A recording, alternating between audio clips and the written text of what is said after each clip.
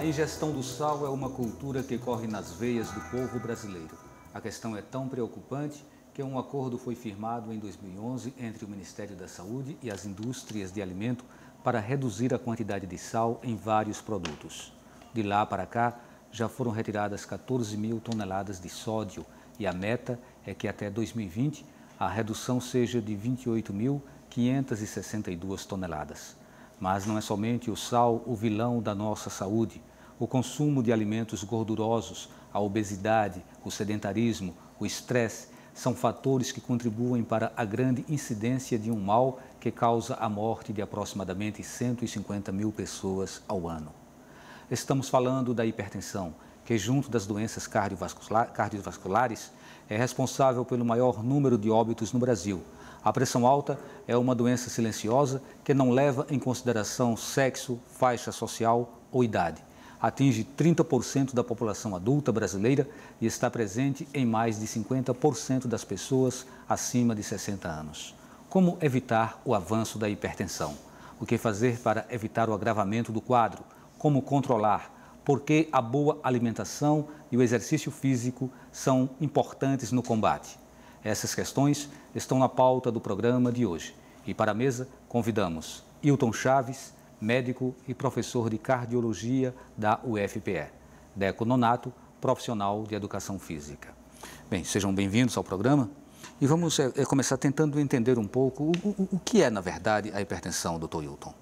A hipertensão arterial, ela é definida conceitualmente como a força do sangue dentro das artérias que assume determinados valores, passa a ser prejudicial ao organismo. Tanto é que há muito tempo atrás achava-se que a pressão subia porque era essencial à vida, né? Depois de muito tempo se viu que essa pressão alta dentro das artérias, ao invés de ser benéfica, seria maléfica. Então, os epidemiologistas há muito tempo atrás disseram aos cientistas assim, olha, quem passa desse valor tem mais problemas de acidente vascular cerebral, infarto e insuficiência renal. Então, esse tempo atrás que o senhor fala é coisa de 100 anos? 50 anos atrás. 50 anos. Há 50 anos. Até então não se conhecia nada sobre hipertensão. Não se conhecia. O que, claro, que as autoridades sanitárias dos Estados Unidos, no pós-guerra, depois da Segunda Guerra Mundial, pediram aos cientistas para dizer assim, olha, vocês precisam nos explicar por que é que homens de meia idade, de 50 anos, estão morrendo de infarto agudo do miocárdio. Então, vários cientistas foram para uma cidadezinha chamada Framingham, no estado de Massachusetts, nos Estados Unidos, para descobrir por que essa cidade pouca gente entrava e pouca gente saía, e depois de 3 anos, eles disseram às autoridades sanitárias dos Estados Unidos, olha, Ministério da Saúde americano, encontramos 3 respostas para justificar por que é que homens de 50 anos estão morrendo muito de infarto agudo do miocárdio aqui na América do Norte. E os 3 vilões que foram identificados nessa cidadezinha chamada Massachusetts foram hipertensão arterial ou pressão alta, colesterol elevado e o hábito de fumar cigarros.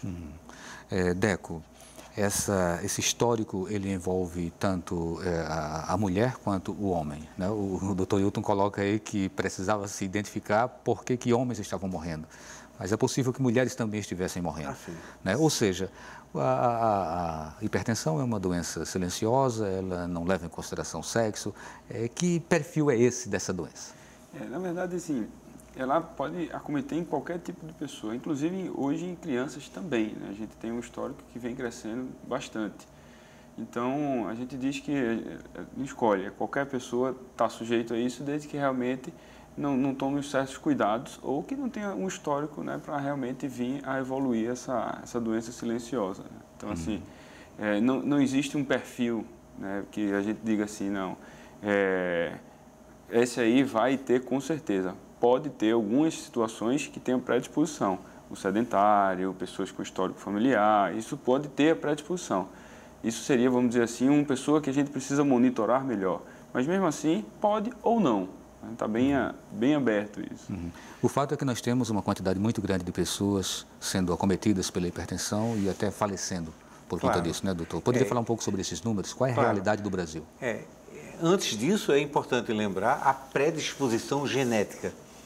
Você, para ser hipertenso, você tem que ter nascido com um pedigree sujo, com o seu carimbo, com genes do seu código genético, com predisposição para que seus vasos se constringam para que a pressão suba dentro das artérias. Então, isso você traz dos seus avós, do seu tataravô, dos seus pais, etc. Então, essa predisposição genética ela é fundamental. Agora, o que é que está acontecendo no mundo, não só no Brasil, respondendo a sua pergunta, no mundo, é que está havendo uma transição epidemiológica. As pessoas antigamente corriam, se exercitavam, a criança, como ele acabou de falar, tinha um quintal para correr, tinha uma bicicleta para andar. Hoje não. Hoje você vê que as pessoas estão fazendo menos atividade física e estão comendo alimentos muito mais hipercalóricos e você não tem aonde guardar isso que não seja na obesidade que você vai crescendo. Então, quanto mais o peso corporal vai aumentando, você vai também facilitando, principalmente se você tiver a predisposição genética que eu falei, precipitando que essa pressão suba. E aqui no Brasil, mais ou menos entre 150 e 200 mil pessoas morrem por ano de acidente vascular cerebral, infarto agudo do miocárdio, insuficiência renal.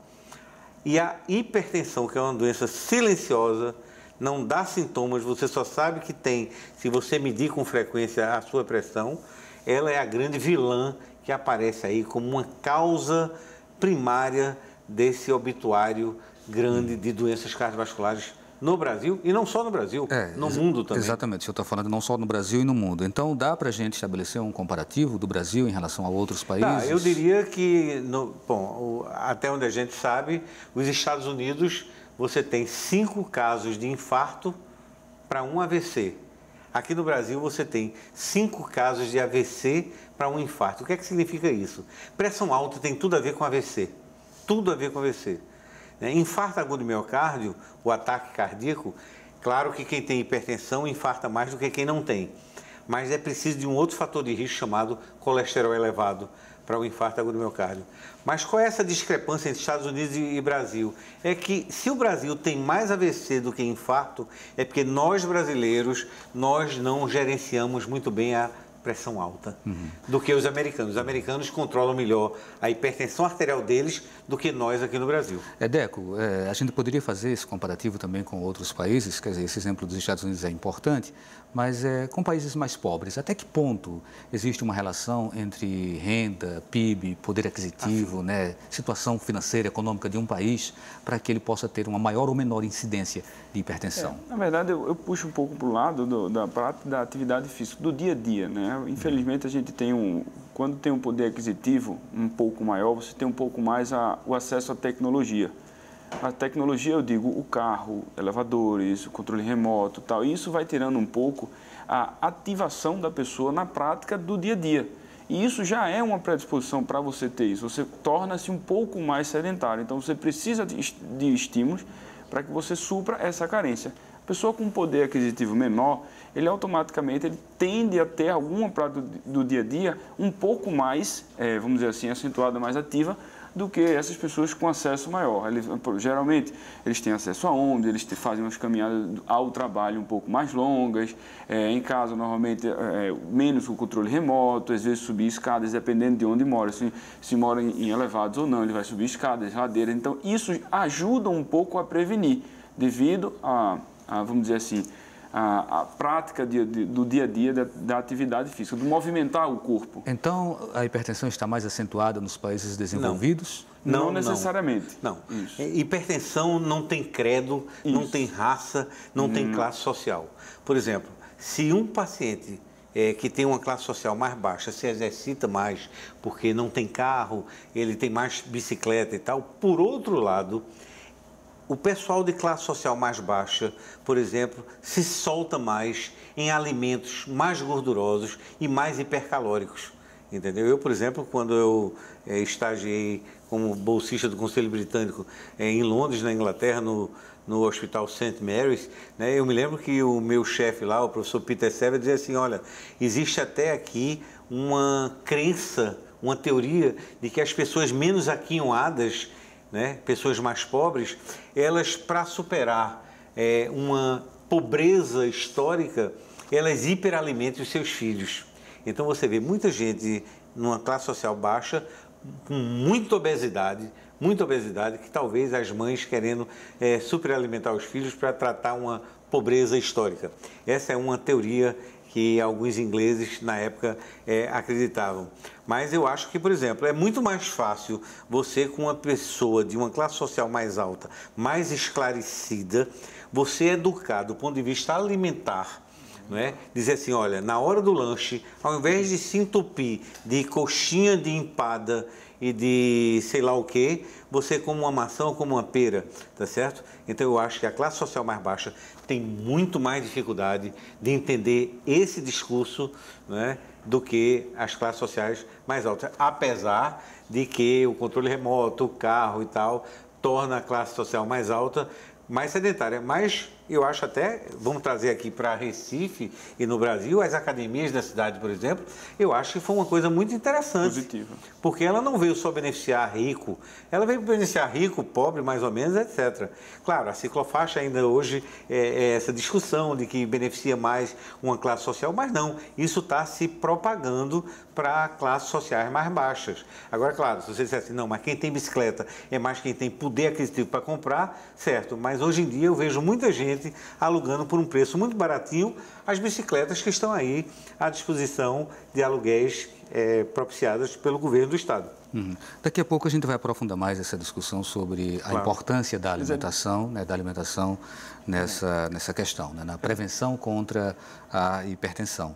E aí eu queria voltar para o Deco, como ele é profissional de educação física, sobre a locomoção. Até que ponto as formas de locomoção numa cidade como Recife, como Olinda, enfim, como uma cidade mais urbana, onde as pessoas andam muito de carro ou de ônibus, até que ponto elas podem mudar esses hábitos e favorecer, né, a sua disposição física e o seu controle da hipertensão?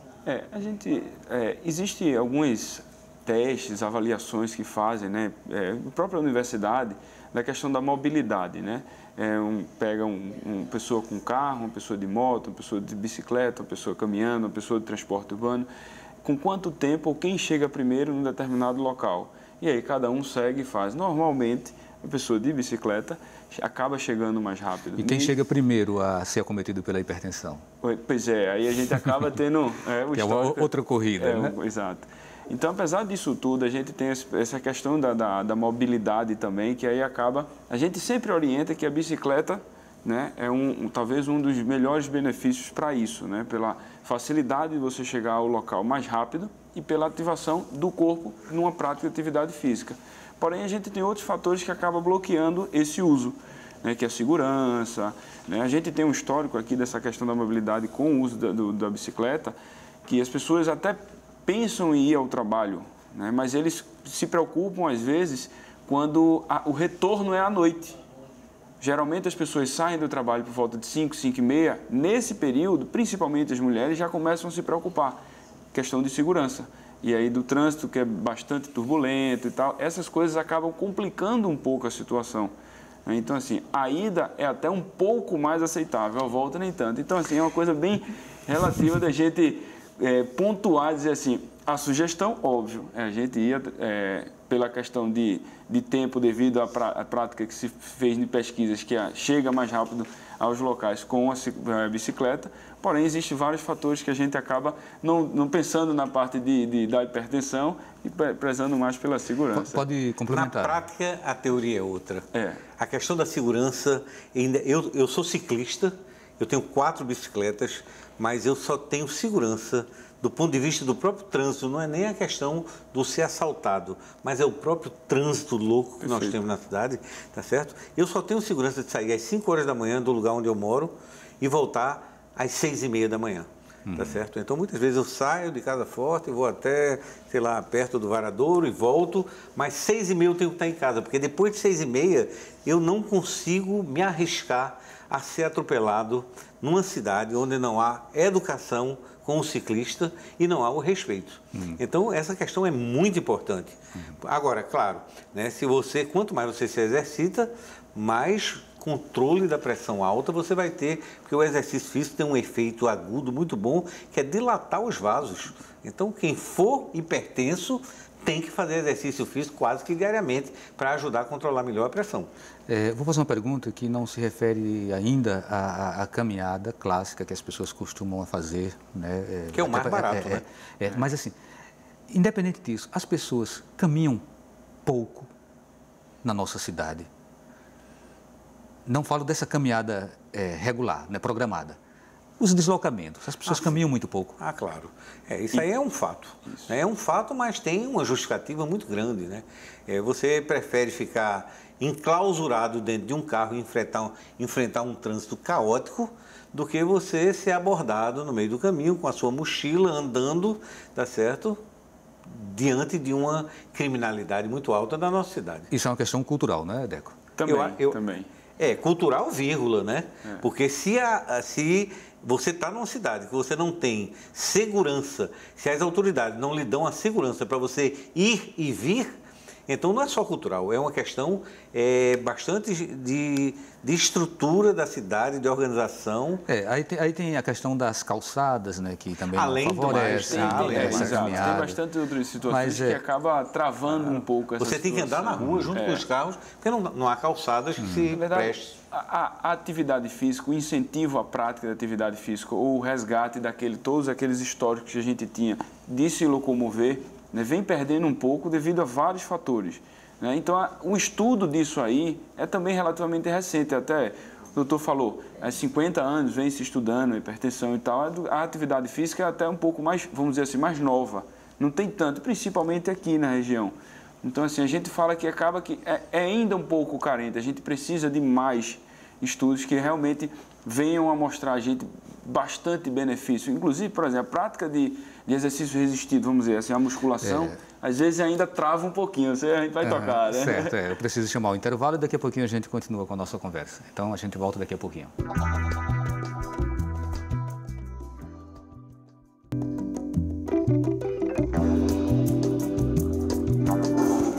O Opinião Pernambuco está de volta falando sobre hipertensão. Participam Hilton Chaves, médico e professor de cardiologia da UFPE, Deco Nonato, profissional de educação física, e também, agora a partir deste bloco, a presença da nutricionista Cristiana Menezes. E a gente vai trazer a primeira indagação para ela. Eu queria puxar essa questão, né, que foi manchete e repercutiu muito na imprensa de ontem para hoje, sobre o acordo que foi feito pelo Ministério da Saúde e algumas indústrias de produtos alimentícios para reduzir a quantidade de sal em alguns produtos. Né? E agora estaria sendo fechada essa terceira etapa. E assim, há uma preocupação tão grande que se prevê uma redução de mais de 28 mil toneladas de sal até o ano de 2020. É o bicho-papão, o sal, para a hipertensão? Eu diria que o sal invisível é o bicho-papão.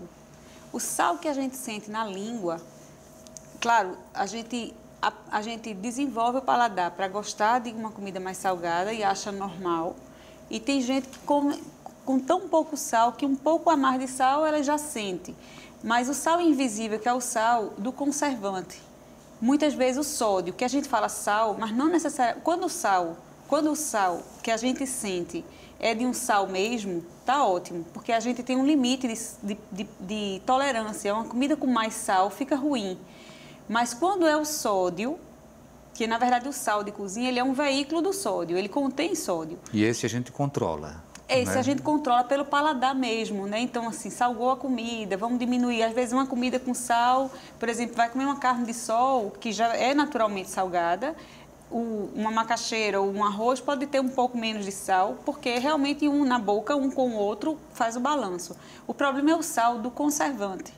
Então, os embutidos, por exemplo, que já são ruins por natureza para a saúde, né? São muito gostosos, são muito práticos, baratos, inclusive, mas eles são muito ruins para a saúde, tanto pelo conservante que é cancerígeno, como pelo conservante que tem o sódio.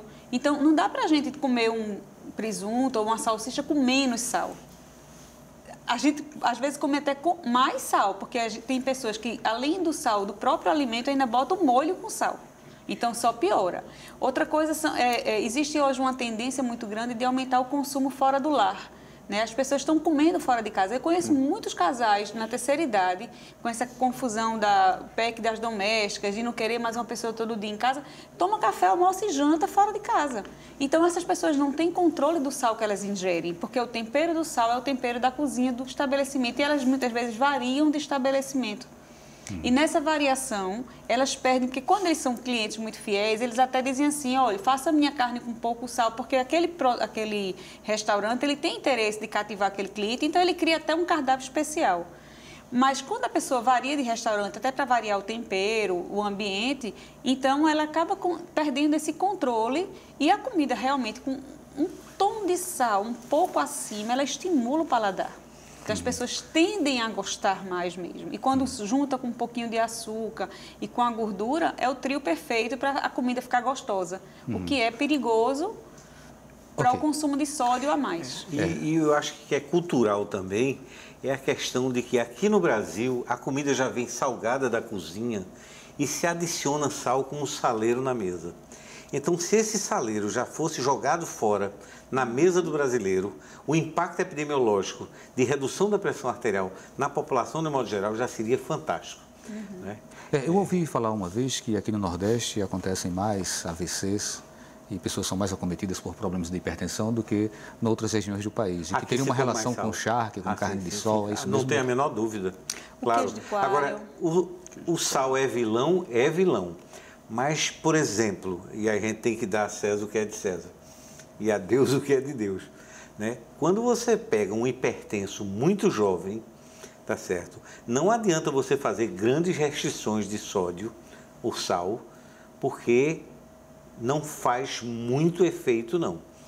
Os pacientes, depois de 50 anos, hipertensos, aí sim, eles são muito volume dependentes e aí a restrição salina funciona muito bem no tratamento da hipertensão dessas pessoas. Mas se eu pegar um menino, por exemplo, na idade dele, qual é a sua idade? 33. 33. Vamos dizer, se tivesse 25 anos hipertenso, né, se você fizer uma restrição muito grande, o impacto dessa redução de sal na sua hipertensão arterial para baixar a pressão não é tão grande quanto se você tivesse 60 anos de idade e fosse hipertenso. Doutor Hilton, isso que o senhor coloca é muito polêmico. Esse argumento ele poderia estar sendo usado pelas indústrias de alimento que hoje estão, de certa forma, reagindo a esse acordo que teria sido feito lá atrás? É interessante essa sua colocação. Eu acho que não. Eu acho que a recomendação deve ser populacional.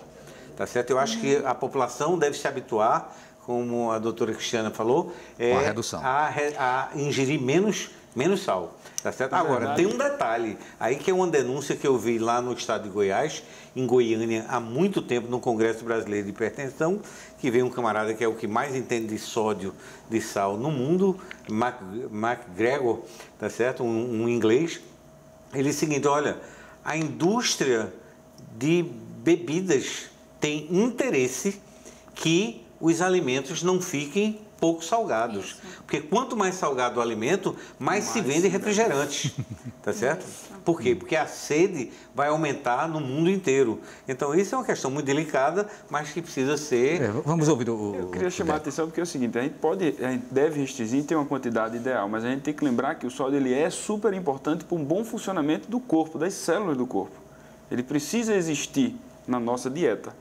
Porém, a gente tem que pesar a dosagem, a quantidade.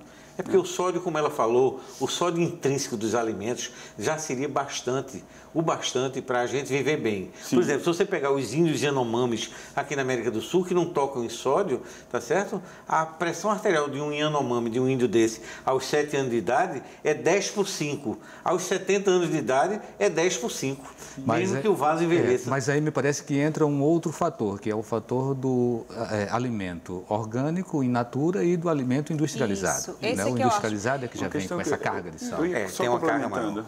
Né? Então, durante a prática de atividade física, se ela for uma prática de endurance mais extenuante, mais longa, né, a reposição durante a prática também ela tem que vir pelo sal, pelo sódio. E isso é super importante, porque inclusive o desempenho começa a cair devido ao mau funcionamento das células, devido à carência disso. não é simplesmente a questão do carboidrato e tal. Isso é super importante, porque a gente elimina o sódio através do suor, várias vezes.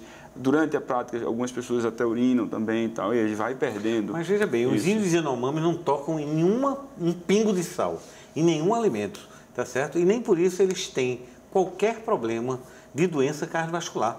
Então, quer dizer, o que eles comem, a planta, a caça, não sei o que tal, tem algum sódio intrínseco? Então, veja, o ponto que eu acho que a gente tem que olhar, assim, recortar as populações. Sim. Porque, veja, esse público que você está se referindo é o público atleta, que é um percentual pequeno da população. Então, esse público, todo o consumo nutricional dele, carboidrato, a gordura, a proteína, vai ser muito particularizado. Por isso, precisa de um plano alimentar bem individualizado, até para antes do treino, durante o treino, depois do treino, aquela história.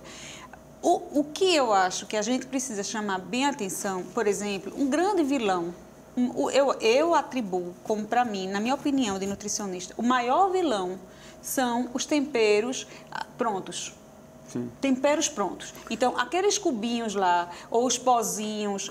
os enlatados, embutidos, envidrados... Mas veja, mesmo os temperos prontos, doutor Wilton, porque veja, a gente pega um alimento natural, por exemplo, uma hortaliça. Vamos, né? Nutricionista adora verdura, fruta, então fruta a gente não tempera, é ótimo, mas a hortaliça a gente tempera, até porque precisa dar um gosto. Precisa, sim, colocar um pouco de sal, colocar um pouco de gordura, para poder ficar bem gostoso.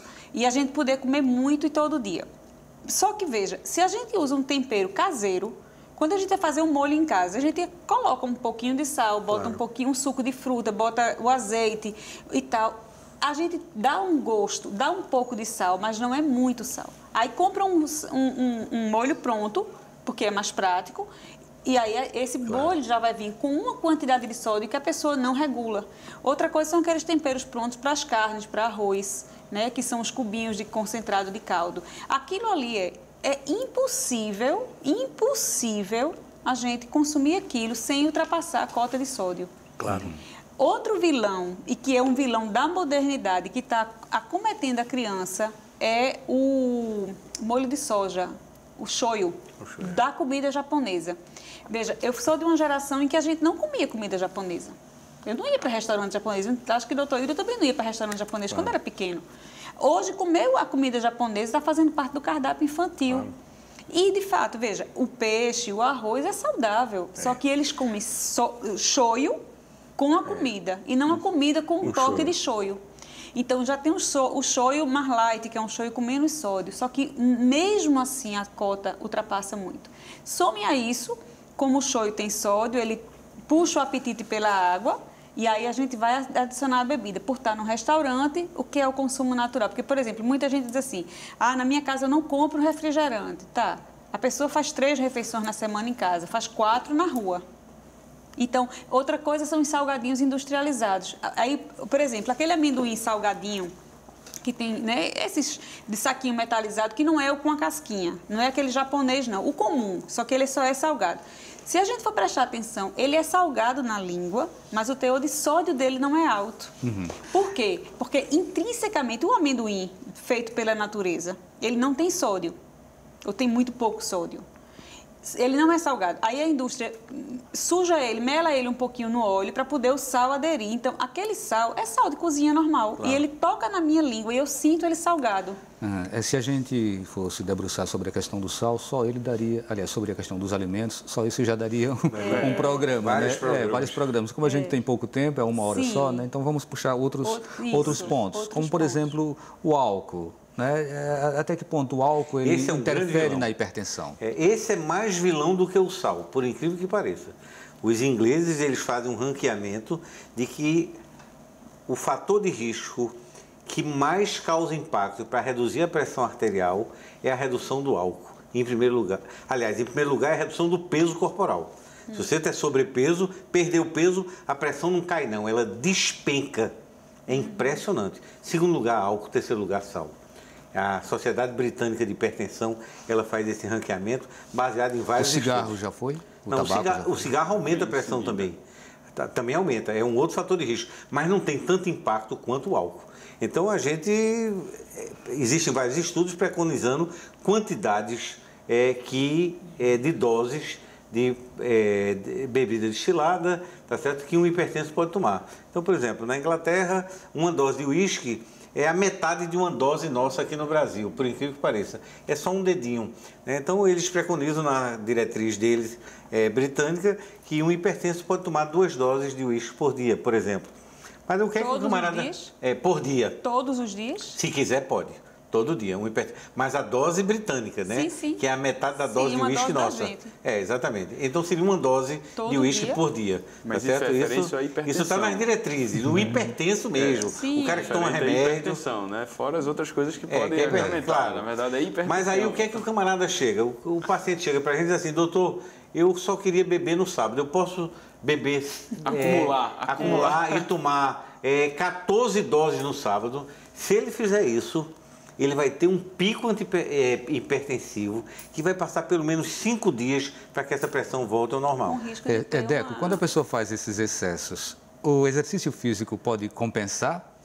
Ele ajuda, mas não seria a compensatória. De jeito nenhum. Não tem corrida que a pessoa consiga correr, que vai gastar o que a pessoa consegue beber. O efeito álcool leva a pressão lá para cima. Aí o risco de ter uma Não, e outra coisa, ainda tem um problema. O remédio que ele está tomando diariamente para controlar a pressão também não vai conter esse efeito do álcool através do sistema nervoso simpático. Inclusive, a própria atividade física já se torna mais um risco para ele.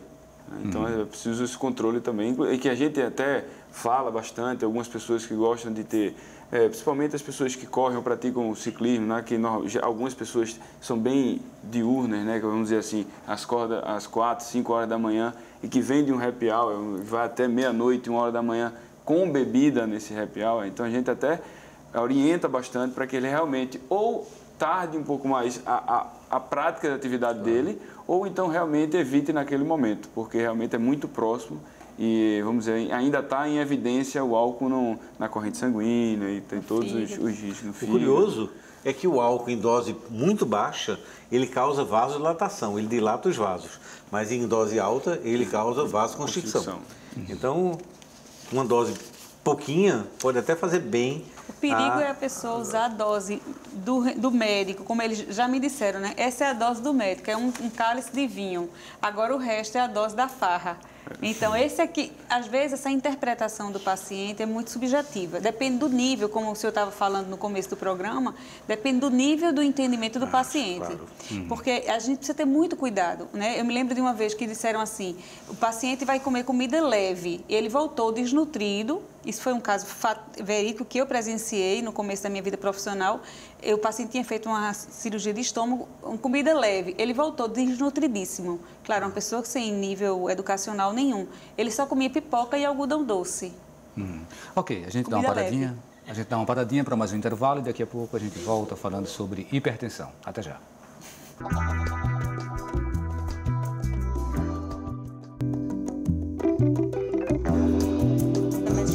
O Opinião Pernambuco está de volta e o tema de hoje é hipertensão. Participam Hilton Chaves, médico e professor de cardiologia da UFPE, Deco Nonato, profissional de educação física, Cristiana Menezes, nutricionista.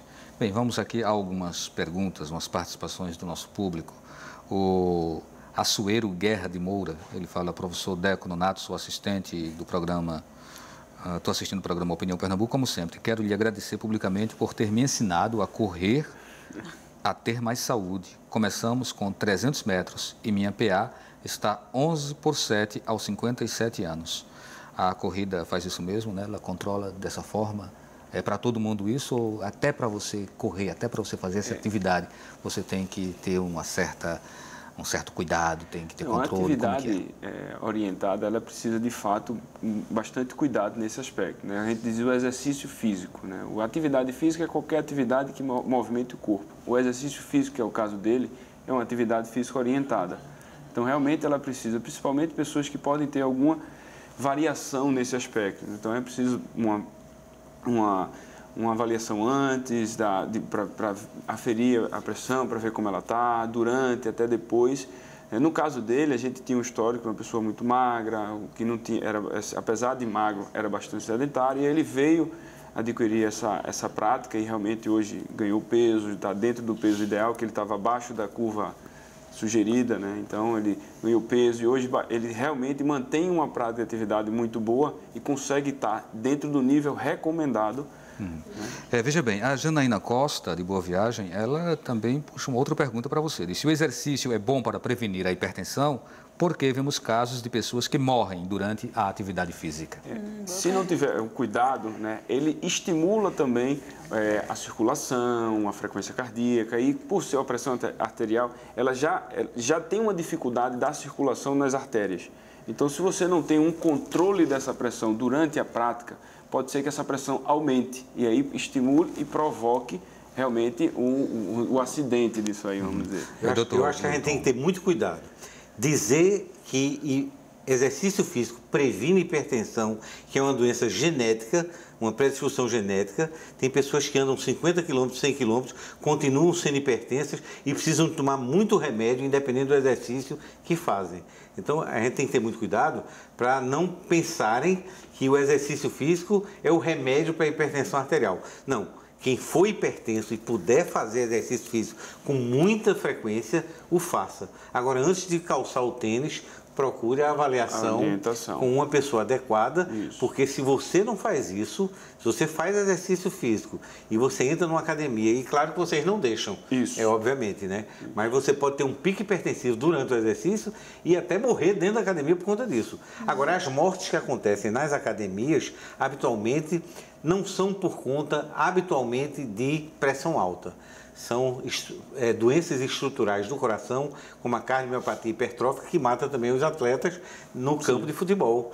Aqui, no Brasil, na África do Sul, na Europa, em vários lugares. A questão da atividade física, alguns estudos mostram que hoje, atividades, o sedentário e atividades vamos dizer assim, de alta intensidade ou bastante extenuantes, eles acabam tendo o mesmo índice de risco para esse tipo de doença. Ou seja, não é a solução, ou não seria uma prevenção à prática de atividades extenuantes. Vamos dizer assim, maratonistas, atletas de alto rendimento, eles não têm, vamos dizer assim, a saúde ideal para prevenir esse tipo de doença. Muito pelo contrário, ele está praticamente no mesmo nível que um sedentário.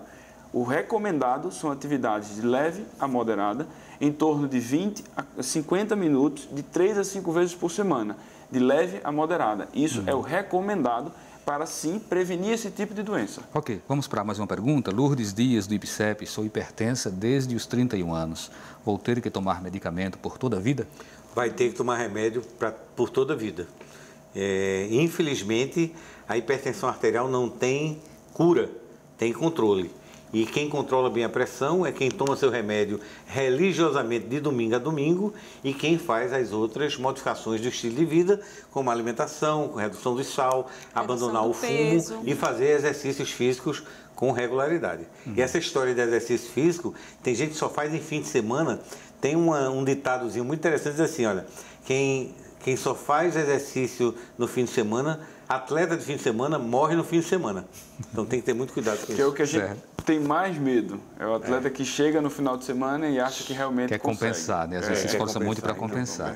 Rita Lins, de Boa Viagem. Tomo anticoncepcional há 10 anos. Isso pode causar hipertensão? Olha, essa pergunta é muito interessante porque os anticoncepcionais atuais, da atualidade, eles não causam hipertensão como os contraceptivos de há muito tempo atrás. Então, eu acho que hoje em dia, certamente, ela toma um anticoncepcional de uma geração mais nova e não deve ter tanto problema em relação à hipertensão arterial, não. Mais uma pergunta do José Barbosa, de Campo Grande. Ele apresenta até a idade dele aqui, 45 anos. Que tipo de exercício é recomendado para mim que tenho pressão alta? Como posso fazer exercícios em grupo, já que não consigo fazer sozinho? Hoje, o tipo de exercício ele é bem variado. Ele pode fazer exercício resistido, ele pode fazer uma atividade aeróbica, ele pode fazer uma atividade aquática. Isso aí é bem particular dele. Ele só precisa ter uma orientação de uma pessoa habilitada para isso. É o mais importante, que controle antes, durante e depois e seja monitorada também, periodicamente, por um médico. Então, o tipo de atividade física hoje já se mostra que não tem restrição. Ele pode fazer, desde que seja bastante monitorada. A musculação tende a ter um pouco de cuidado a mais. A atividade aeróbica leve e moderada é um pouco mais tranquilo, mas mesmo assim, todas apresentam risco se ele não tem uma orientação adequada. Doutora Cristiana, a obesidade ela pode ter um problema de ordem genética, mas pode ter também uma questão, né, que decorre do hábito. A maioria não é genética. A maioria não é genética. Ah, então desculpa aí. Tá? A maioria não é genética, é alimentar. Certo, então vem o problema alimentar. E aí, quando você se torna obeso, você certamente aumenta, né? Isso potencializa esse risco para a hipertensão. Gostaria que a senhora falasse um pouco sobre isso. Pronto, então. O aumento do peso é aumento de carga. Então, é muito fácil de entender. Um carro foi programado para carregar 100 quilos. Se ele vai carregar 300 quilos, é claro que vai sobrecarregar os pneus e toda a estrutura. O motor, né? E o motor. E o motor do carro. Então, essa comparação é muito fácil. Porque, né, um corpo foi programado para pesar 50, 60, 70 quilos e ele está com 150, 120 quilos. E isso 24 horas.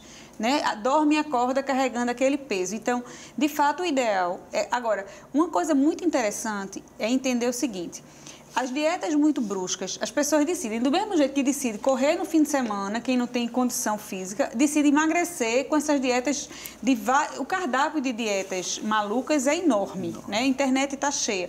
Mas o que acontece? O emagrecer e o engordar é muito pior do que o estabilizar o peso. Tanto engordar é ruim, mas ficar com aquele peso estabilizado e uma pessoa ir tentando lentamente mudar é melhor do que a pessoa partir bruscamente para uma redução de peso. Então, é interessante, do mesmo jeito que Deco falou, de procurar um profissional para avaliação, como manter um acompanhamento com o médico, também eu sugiro hoje realmente manter um contato com o nutricionista. De maneira que a gente consegue, como nutricionista, a gente estudou para entender o padrão e o hábito daquela pessoa e tentar chegar o mais perto possível. Veja, um pai e uma mãe não mudam um filho, quanto mais um profissional estranho vai mudar aquela pessoa. Com pouco contato com ela. O grande problema, muito pouco contato. O grande problema quem está em casa nos assistindo é assim, para a grande população que não pode procurar um personal trainer, que não pode ter o contato com uma nutricionista, que não pode ir para um cardiologista, qual é o recado que a gente daria aqui? E boa ideia. O recado é, de manhã, primeiro tomar café da manhã. O fator mais... Eu uso muito uma palavra coloquialmente, que é o fator engordativo. Essa palavra não tem no português, mas no meu português ela existe, porque ela é fácil de ser entendida. Então, o poder engordativo do jejum do café da manhã é enorme. A pessoa dorme, 10 horas da noite, come, e aí vai no outro dia, só vai comer no lanche do trabalho, às 10 horas da manhã. O que é que tem nesse lanche? Porcaria. Então, vai ser um alimento salgado, um alimento com gordura e tal. Então, o ideal é ter que tomar café da manhã, alguma coisa. Eu digo assim, coloque um alimento no estômago.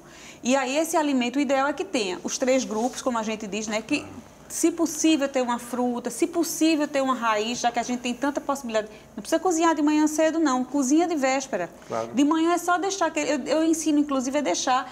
Pronto, vamos supor, a macaxeira com um pedaço do queijo em cima. Isso de manhã é só botar no micro-ondas. Ou então bota numa panelinha, esquenta aquilo rapidinho, a pessoa come e vai embora. Não dá trabalho e não gasta tempo. Às vezes fazer um sanduíche gasta mais tempo, né? Mas também pode ser o sanduíche. É melhor do que nada.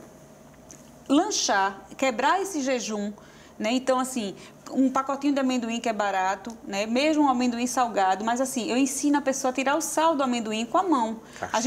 A castanha, que é um pouco mais cara, porque aí eu estou pensando assim, na população que não tenha tanto acesso, né? Como o senhor falou. O almoço é fácil, o feijão está caro. Está caro é comprar remédio. Então, vamos pensar, o feijão está mais caro do que o feijão era, mas não é um prato que, de fato, pese no orçamento. Carne pesa muito. Mas o feijão não pesa tanto, porque feijão rende muito. Então, aquela combinação brasileira, né? Feijão, arroz, salada e uma carninha, perfeito.